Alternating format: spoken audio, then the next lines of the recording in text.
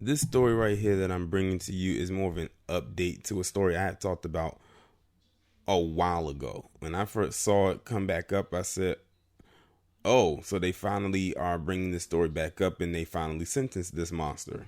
But to give you an update, this is the guy right here who owned this restaurant or had a pretty big position at this restaurant in South Carolina, and he held this black guy as his own, as basically as his slave, working in his restaurant for years. Now, this black man had a disability.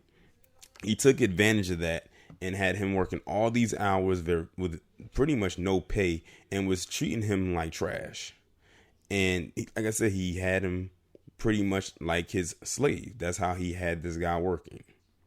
Well, the update is that this guy has been sentenced to 10 years in jail, which, in my honest opinion, is not even nearly enough time as he should have received. It says a white South Carolina restaurant manager has been sentenced to 10 years in prison for enslaving a black worker with an intellectual disability for 5 years, forcing him to work more than 100 hours a week without pay and frequently beating him with a belt. On one occasion, according to the Department of Justice, Bobby Paul Edwards, the manager of J&J Cafeteria in Conway, South Carolina, dipped metal tongs into hot grease and burned the victim's neck for failing to deliver fried chicken to the buffet quickly. Edwards yelled at the victim and used racial slurs to belittle and demean him. In addition to the prison sentence, Edwards was required to pay the worker, John Christopher Smith, more than $500,000 in damages, including $272,000 in the back pay he never received. That shows you right there how much money he did not pay him. $272,000 is a lot of money that he did not pay this man. But he should get way more, in my honest opinion.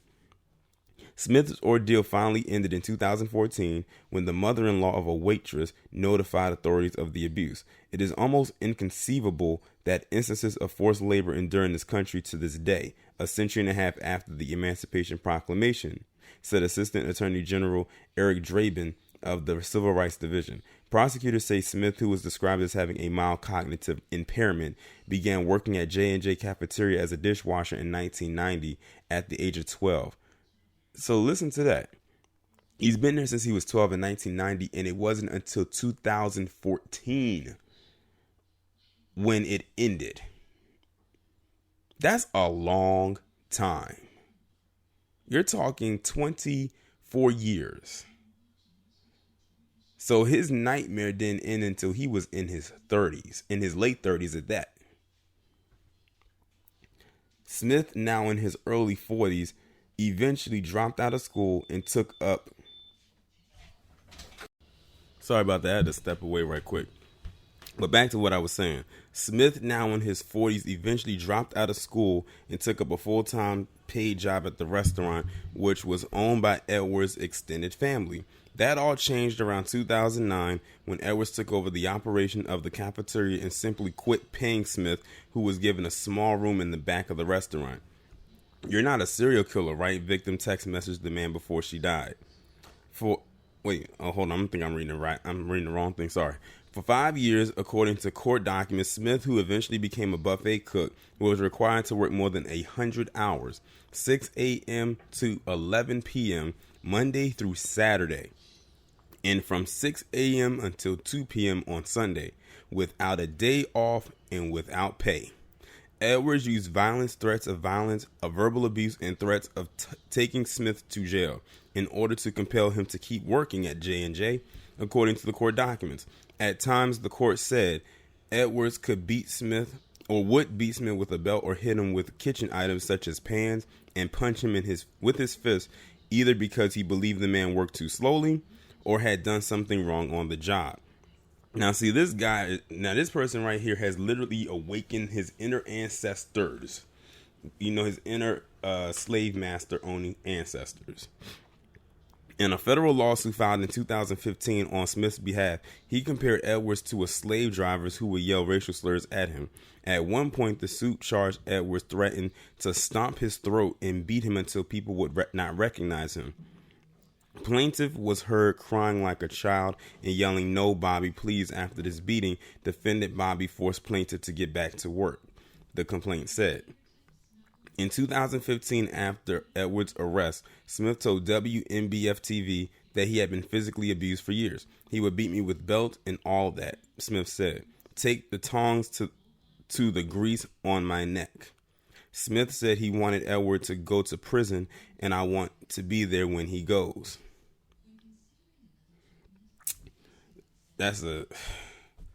And then he has the nerve to have this look on his face like he's proud of what he's doing. So apparently, like I said, this guy has been working at this restaurant since 1990 when this guy's family owned it, but it wasn't until 2009 when the nightmares occurred for 5 years, or maybe 4.5 years, depending on when he got out of it in 2014. And see, he took advantage of this guy because he had a disability. Anybody who was more of sound mind would not have taken that kind of abuse, or at least I hope they wouldn't.